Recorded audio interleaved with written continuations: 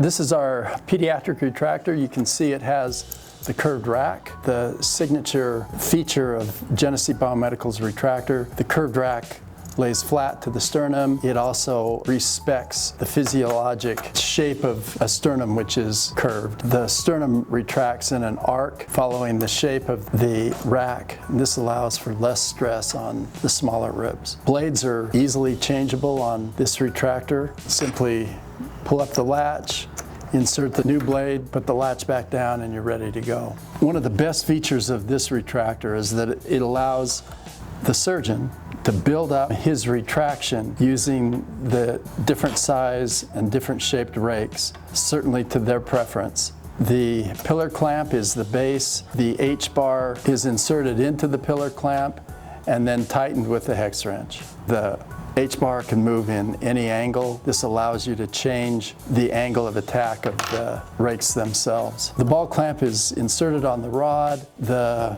rake is inserted through the ball clamp.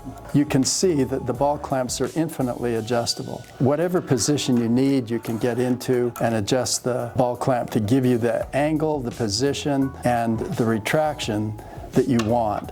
When you get it in that position, you can go ahead and tighten the ball clamp. That fixes the rake in place and keeps the retraction consistent and steady, as opposed to having an assistant retracting and either losing focus or losing grip or just moving slightly. This gives you sure, steady fixation. You do have the ability, if you'd like, and get right angle retraction, and it gives you steady, consistent retraction in the heart with certainly less obstruction than an assistant's hand. And this is the pediatric retractor.